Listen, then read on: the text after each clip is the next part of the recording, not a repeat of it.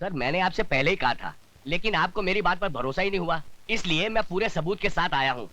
Sir आपकी बेटी और विजय सक्सेना का भाई एक दूसरे को I am sorry sir. Sir आप कहाँ और विजय सक्सेना कहाँ? You can go. Yes sir. जी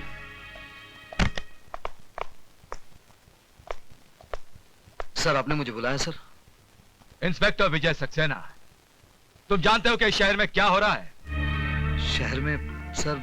हाँ इस शहर में, ये शहर जिसे हम अपना घर कहते हैं। तुम जानते हो क्या हो रहा है अपने घर में? तुम्हारी प्रॉब्लम यह है कि तुम्हें सिर्फ जे दिखता है।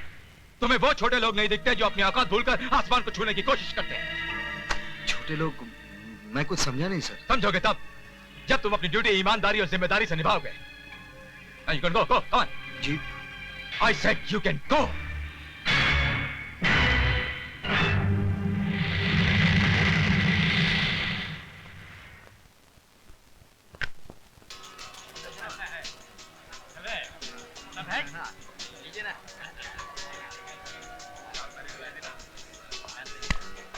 जी सब ठीक चल रहा है।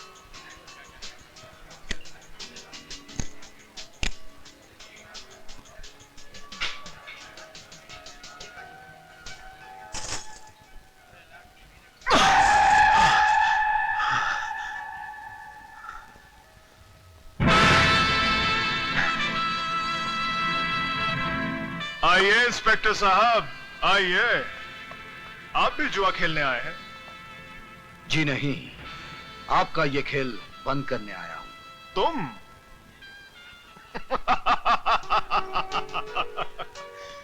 ये खेल तो तुम्हारा बाप भी बंद नहीं कर सकता इंस्पेक्टर।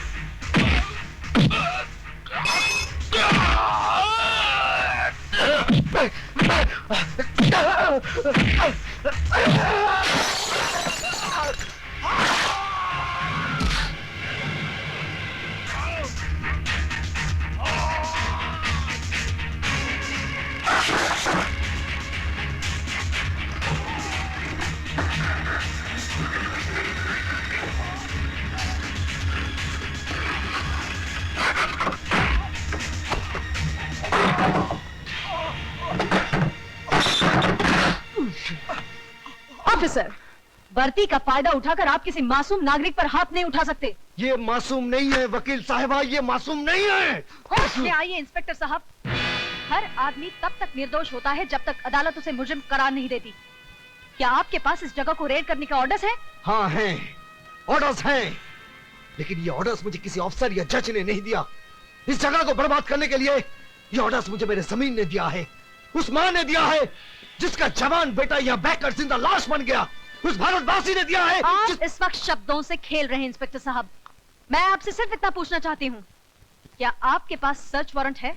मैडम, वैसे तो हम पर किसी का कोई जोर चलता नहीं है, पर अगर इंस्पेक्टर साहब इस मिडनाइट क्लब की तलाशी लेना चाहें तो शौक से ले सकते हैं।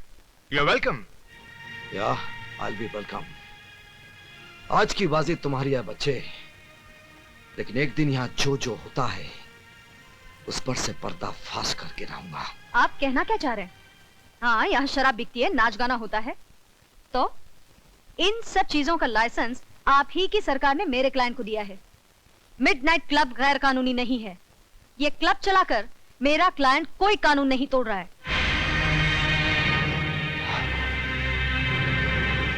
आप ठीक कहती हैं वकील साहबा, यहाँ कानून नहीं इंसान टूटते हैं। लेकिन इससे आपके कानून को क्या है ना? तंग आ चुका हूं मैं तुम्हारे पति से। अपने आप को समझता क्या है? मेरे पास लाइसेंस है, परमिट है, उसके बावजूद जम उड़ाता है, छापे मारता रहता है।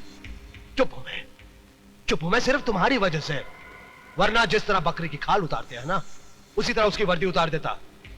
लेकिन अब मैडम, अब मैं खामोश रहने वाला नहीं हूं। उसका ट्रांसफर करवा कर ही रहूंगा मैं। आप उनका कुछ नहीं बिगाड़ सकते, क्योंकि वो जो कुछ भी कर रहे हैं अपने फर्ज के खातिर कर रहे हैं। अगर उन्हें शक है कि आप कोई गैर कानूनी काम करते हैं, तो आप पर छापे मारने का उन्हें पूरा हक है। आप बेकसूर हैं, तो आपकी वकील होने के नाते मैं आपको बचाऊंगी। लेकिन अगर आप गुनहगार हैं, तो मैं क्या, भगवान भी आपको बचा नहीं पाएगा। भैया, हमारी बिल्ली और हम ही से म्याऊं।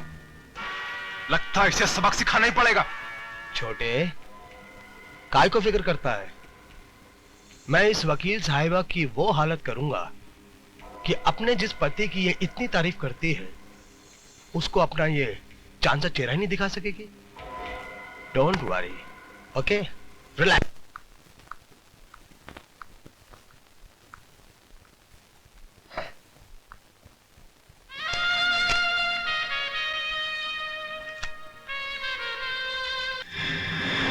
अपनी बेटी की बारी आई तो इतना गुस्सा आ गया। हा?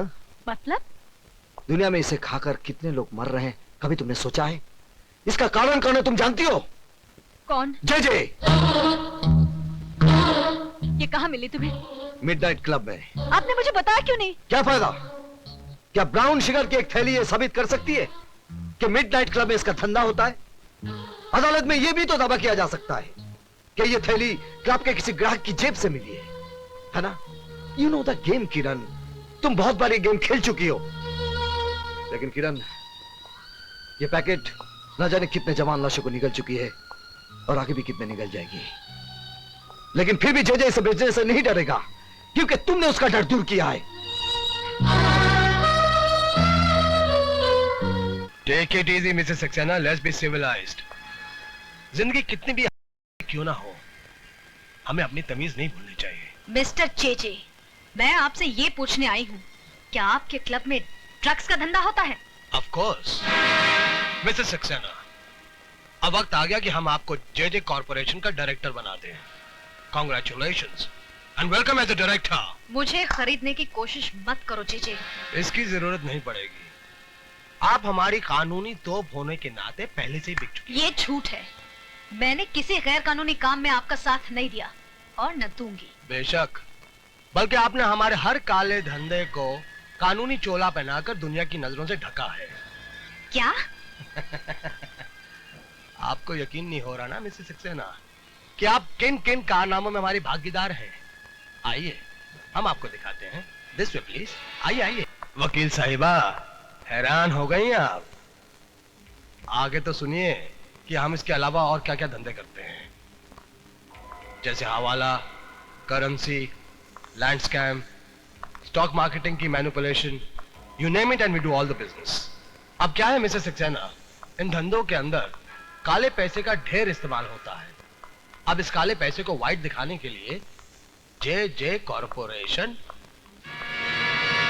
इसका मतलब इतने दिनों तक मैं अंधेरे में थी।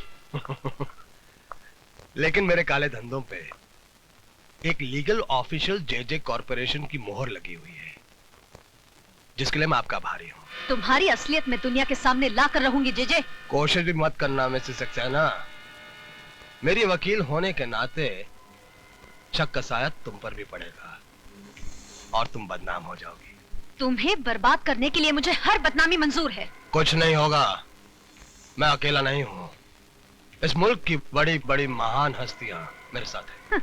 इतना भी घमंड मत कर जे, क्योंकि मेरा देश इतना कमजोर नहीं कि तुम जैसे मौका परस्त कीड़े और तुम्हारी फैलाई इस भ्रष्टाचार की बीमारी को जड़ से उखाड़ कर फेंक भी न सके। भ्रष्टाचार? अरे भ्रष्टाचार की जड़ ढूंढने जाओगी तो खोदते खोदते देश की बुनियाद मिट्टी मिट्टी हो जाएगी। मिसेस सक्सेना, असली बात तुम्हारी समझ में नहीं आएगी। भ्रष्टाचार इस देश के अंदर एक बीमारी नहीं बल्कि एक धंधा है, धंधा। इट्स अ बिजनेस जो सबके लिए फायदेमंद है, और इस देश का अक्लमंद आदमी इस फायदेमंद धंधे को कभी बंद नहीं होने देगा। मैं बंद करवाऊंगी, मैं तुम्हें और तुम्हारे पीछे छिपे हर काले मुजरिम को सरेआम नंगा करके फांसी के तख्ते तक पहुंचाऊंगी। अब मेरा कानून तुम्हारी ढाल नहीं, इंसाफ की तलवार बनेगा। तो जल्दी कीजिए मैडम, वक्त बीता जा रहा है। हमें तुम्हारी वतन परस्ती का बेचैनी से इंतजार रहेगा। प्लीज।